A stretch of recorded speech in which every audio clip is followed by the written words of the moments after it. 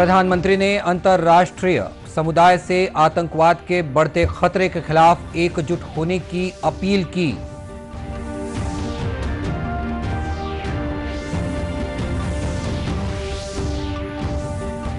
मरवाही उपचुनाव में प्रचार चरम पर, कांग्रेस और भाजपा ने किया जीत का दावा।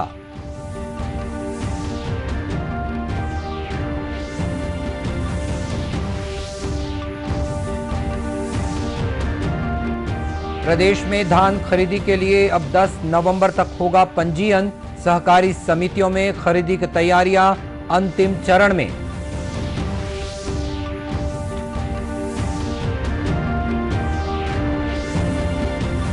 और राज्य में पहले ई विधिक सेवा मेगा कैंप का हुआ आयोजन। कोविड-19 महामारी के दौरान लंबित विधिक सेवाओं को मिली गति।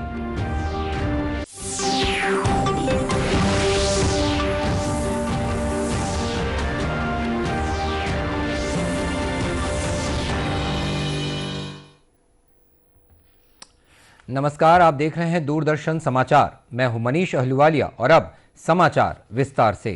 प्रधानमंत्री नरेंद्र मोदी ने अंतर्राष्ट्रीय समुदाय से आतंकवाद के बढ़ते खतरे के खिलाफ एकजुट होने की अपील की है। गुजरात के केवड़िया में स्टैच्यू ऑफ यूनिटी परिसर में आयोजित एकता दिवस परेड को संबोधित करते हुए प्रधानमंत्री ने कहा कि विश्व की शांति और संपन्नता के लिए विश्व समुदाय में एकता आवश्यक है। इस अवसर पर प्रधानमंत्री मोदी ने कोरोना महामारी के खिलाफ मोर्चा संभालने वाले कोरोना योद्धाओं की भी प्रशंसा की।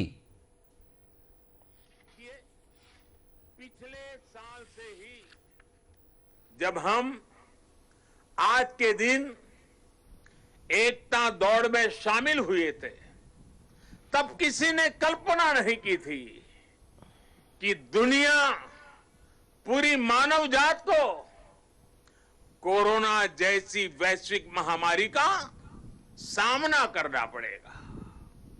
ये आपदा अचानक आई। इसने पूरे विश्व में मानव जीवन को प्रभावित किया है, हमारी गति को प्रभावित किया है। लेकिन इस महामारी के सामने देश ने, 130 करोड़ देशवासियों ने जिस तरह अपने सामूहिक सामर्थ्य को, अपनी सामूहिक इच्छा शक्ति को साबित किया है, वह अभूतपूर्व है। इतिहास में उसकी कोई मिसाल नहीं है। प्रधानमंत्री ने इस अवसर पर देश की पहली सी प्लेन सेवा की शुरुआत की। ये सेवा केवड़िया में स्टैच्यू ऑफ यूनिटी को अहमदाबाद में साबरमती रिवर फ्रंट से जोड़ेगी। श्री मोदी ने इससे पहले केवड़िया में स्टैच्यू ऑफ यूनिटी के पास वाटर एरोड्रम का उद्घाटन किया। उन्होंने केवड़िया से अहमदाबाद साबरमती रिवर फ्रंट तक सी प्लेन में पहली उड़ान भरी। इससे पहले प्रधानमंत्री ने सरदार पटेल की 145वीं जयंती पर केवड़िया स्थित स्टैच्यू ऑफ यूनिटी पर पुष्पांजलि अर्पित की। प्रधानमंत्री ने राष्ट्रीय एकता दिवस परेड की सलामी ली। परेड में गुजरात पुलिस, केंद्रीय सशस्त्र पुलिस बल, सीमा सुरक्षा बल, भारत तिब्बत सीमा पुलिस, केंद्रीय औद्योगिक सुरक्षा बल और राष्ट्रीय सुरक्षा गार्ड ने हिस्सा लिया। भारतीय वायुसेना ने इस अवसर पर फ्लाई पास्ट प्रस्तुत किया। प्रधानमंत्री ने सीआरपीएफ की महिला अधिकारियों की राइफल ड्रिल भी देखी। इस अवसर पर श्री मोदी ने सभी को एकता शपथ दिलवाई। इधर प्रदेश में भी राष्ट्रीय एकता दिवस के मौके पर अनेक कार्यक्रम आयोजित किए गए। राज्यपाल अनुसुईया उइके और मुख्यमंत्री भूपेश बघेल ने सरदार वल्लभ भाई पटेल की जयंती पर उन्हें याद किया और श्रद्धांजलि दी। इस अवसर पर मुंगेली जिले में राष्ट्रीय एकता दौड़ का आयोजन किया गया, जिसमें क्षेत्र के 150 युवाओं ने भाग लिया। एकता दौड़ के बाद युवाओं को राष्ट्रीय एकता और नशा मुक्त की शपथ दिलवाई गई। भूतपूर्व सैनिक संतोष साहू ने सेना और पुलिस भर्ती के लिए शारीरिक दक्षता की तैयारियों के बारे में युवाओं को जानकारी दी। जो युवाओं के अंदर देशभक्ति की भावना और समरसता की भावना को जागृत करना था। साथ ही सेना में जाने के उत्सुक बहुत सारे ये हमारे लोरमी क्षेत्र के युवा हैं, उनको भी एक प्राथमिक परिचय था कि किस तरह से हम सेना में अपना करियर बना सकते हैं। उसके लिए हम लोगों ने आज पत्रक का वितरण भी किया है और उनको नंबर देके आगे जो इस तरह के प्रशिक्षण कार्यक्रम रहेंगे उनके लिए सूचना के लिए उनको नंबर देकर ये बताया गया है कि आप जब भी सेना की भर्ती निकलेगी तो हम लोगों से संपर्क करके प्रशिक्षण की पूरी तैयारी हम लोग निःशुल्क रूप से करेंगे। महासमुंद जिले में भी शासकीय कार्यालयों में सरदार वल्लभ भाई पटेल को श्रद्धांजलि दी गई और राष्ट्रीय एकता की शपथ दिलवाई गई। बढ़ते हैं अगली खबर की तरफ। मरवाही उपचुनाव में कल प्रचार का अंतिम दिन है। यहां मुख्य मुकाबला कांग्रेस और भाजपा के बीच है। आज दोनों ही पार्टी के स्टार प्रचारकों ने अपने अपने उम्मीदवार के पक्ष में प्रचार की कमान संभाली। कांग्रेस के स्टार प्रचारक मुख्यमंत्री भूपेश बघेल ने चुनावी रैली को संबोधित किया। श्री बघेल ने कहा कि भाजपा ने अपने कार्यकाल में इस क्षेत्र को उपेक्षित रखा था। उन्होंने कहा कि यहां की जनता ने शुरू से कांग्रेस के पक्ष में अपना मत दिया है। कोरिया में पत्रकार वार्ता को संबोधित करते हुए श्री बघेल ने कहा कि इस बार भी मरवाही की जनता का भरपूर सहयोग और आशीर्वाद मिलने की उम्मीद है। कांग्रेस का गढ़ रहा है। बावन से अब तक देखें 2 या 3 बार दूसरे पार्टी के लोग जीते और तीनों बार जीते वो कांग्रेस से गए हुए जीते। चाहे डॉक्टर भगत सिंह कोलते कहिए, चाहे राम दयालुते कहिए, चाहे जोगी जी कहिए। सर 10 तो ये गढ़ रहा है कांग्रेस का और अभी हम एक तरफा जीतने वाले हैं, सारे रिकॉर्ड ध्वस्त होंगे। और इस बीच भाजपा के स्टार प्रचारक और पूर्व मुख्यमंत्री डॉक्टर रमन सिंह ने कहा है कि अभी तक जनसंपर्क के दौरान लोगों से सकारात्मक रुझान से हमारी पार्टी के प्रत्याशी की जीत तय है। समूह के लोगों से बैठक करने का अवसर मिला।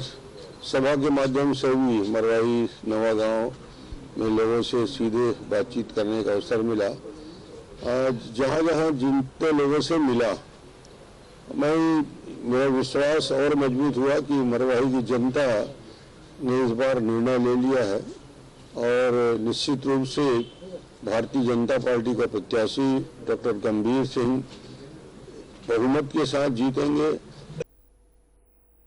और लगातार बदलते राजनीतिक घटनाक्रम के बीच मरवाही उपचुनाव में छत्तीसगढ़ जनता कांग्रेस जोगी ने भाजपा को समर्थन देने की घोषणा कर दी है। प्रदेश में धान खरीदी के लिए किसान अब 10 नवंबर तक अपना पंजीयन करा सकते हैं। गौरतलब है कि समर्थन मूल्य पर धान और मक्का खरीदी के लिए पहले पंजीयन की तारीख 31 अक्टूबर तक थी, जिसे राज्य शासन के आदेश के बाद बढ़ा दिया गया है।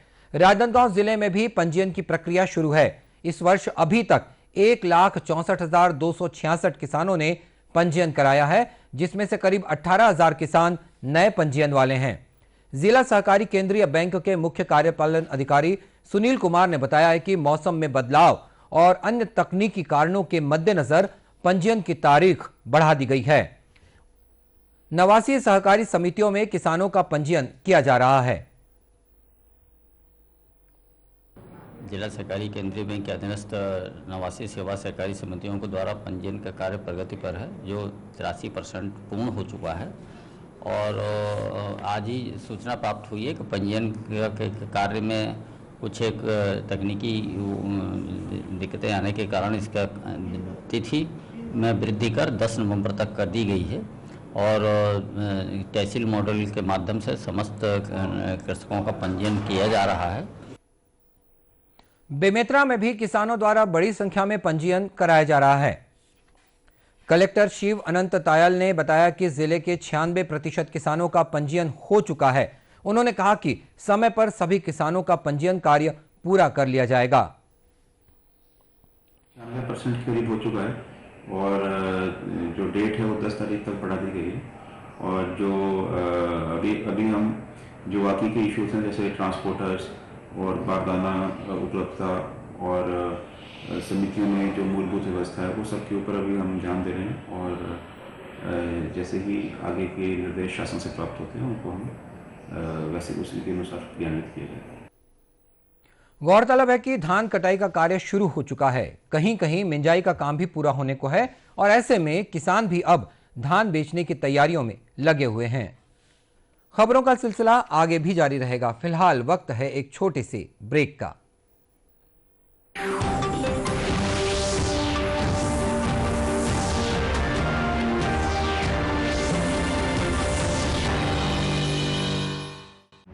वैश्विक महामारी कोविड-19 जिसका कहर संपूर्ण मानव जाति को अपनी आगोश में ले चुका है।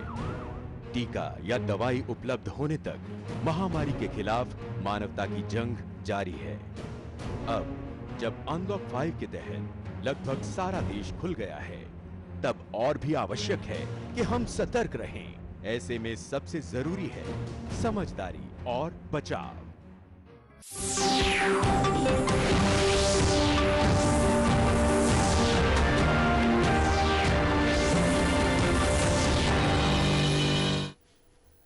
और ब्रेक के बाद एक बार फिर स्वागत है आपका दूरदर्शन समाचार में। देश में कोविड-19 से ठीक होने की दर बेहतर होकर 91.34% हो गई है। पिछले 24 घंटे में 59,000 से अधिक कोविड मरीज स्वस्थ हुए हैं। स्वास्थ्य मंत्रालय के मुताबिक इस समय देश में कुल 5,82,000 सक्रिय मामले हैं।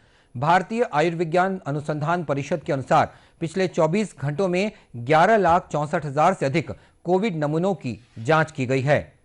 वहीं प्रदेश में बीते 24 घंटों में 19,415 लोगों का कोरोना संक्रमण जानने के लिए परीक्षण किया गया, जिसमें से 1,718 व्यक्ति कोविड-19 संक्रमित पाए गए हैं। वर्तमान में राज्य में 22,350 सक्रिय कोरोना संक्रमित हैं। जिलों की स्थिति देखें तो सर्वाधिक कोरोना संक्रमित रायगढ़ जिले में पाए गए हैं। यहां 285 लोगों में कोविड-19 का संक्रमण पाया गया है। इसी तरह रायपुर और जांजगीर चांपा में 152, बिलासपुर में 117 और कोरबा में 109 संक्रमितों की पहचान की गई है। राज्य का पहला ई-विधिक सेवा मेगा कैंप आज आयोजित किया गया। बिलासपुर में उच्च न्यायालय परिसर में राज्य विधिक सेवा प्राधिकरण के कार्यपालक अध्यक्ष न्यायमूर्ति प्रशांत कुमार मिश्रा ने कैंप का शुभारंभ किया। गौरतलब है कि कोविड-19 संक्रमण के दौरान लंबे समय से लोगों को विधिक सेवाओं का लाभ नहीं मिल पा रहा था, जिसके मद्देनजर लोगों को विधिक सेवा उपलब्ध कराने के लिए इस कैंप का आयोजन किया गया है। कैंप के शुभारंभ मौके पर न्यायमूर्ति प्रशांत कुमार मिश्रा ने कहा कि जन सामान्य तक विधिक सेवा को पहुंचाना ही इस कैंप का उद्देश्य है। बदलाव और विकास की प्रक्रिया को सामने लाकर कैसे अपने आप को पुनः सिद्ध करना कि संविधान जिंदा है, न्याय जिंदा है, सद्भावना जिंदा है और हम सबके हृदय में जो एम्पैथी और कंपैशन होना चाहिए गरीब एवं दबे कुचले लोगों के लिए, वो अभी हम सब में जिंदा है। और हमारे देश की यही खूबी है, हमारे संविधान की यही खूबी है, हमारे प्रजातंत्र की यही खूबी है। गौरतलब है कि इस मौके पर राज्य विधिक सेवा प्राधिकरण की शिकायत पेटी न्याय ऐप में मिले आवेदनों पर भी कार्रवाई की गई। इस मेगा कैंप में सभी जिले और तालुकों को लिंक के माध्यम से जोड़ा गया था।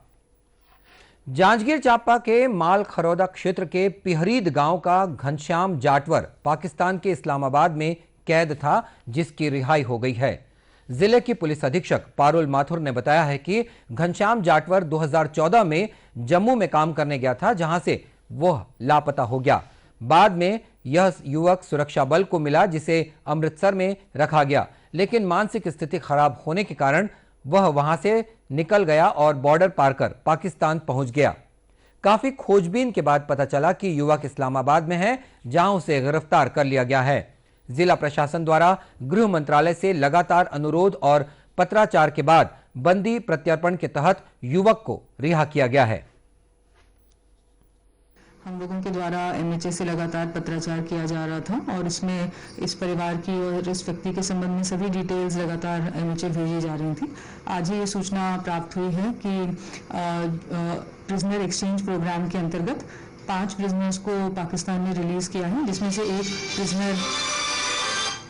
से एक प्रिजनर ये घनश्याम कुमार भी रिलीज होकर ऑलरेडी अमृतसर आ चुका है और ये अभी अपना क्वारंटाइन पीरियड अमृतसर के एक हॉस्पिटल में व्यतीत कर रहा है। इससे संपर्क हो चुका है और एमएचए के वरिष्ठ अधिकारी इसको कोऑर्डिनेट कर रहे हैं, उनसे भी संपर्क किया गया है। परिवार वालों को इसकी सूचना दे दी गई है। पुलिस अधीक्षक ने बताया कि 2-3 दिनों में पुलिस की एक टीम युवक को अमृतसर से वापस लाने के लिए रवाना होगी। और समाचार के इस अंक में इतना ही, लेकिन कोरोना से बचाव के लिए मास्क, सैनिटाइजर के साथ ही सोशल डिस्टेंसिंग का भी पालन करें। कोरोना को हराना है, मास्क जरूर लगाना है। और इसी के साथ ये समाचार बुलेटिन समाप्त हुआ। नमस्कार।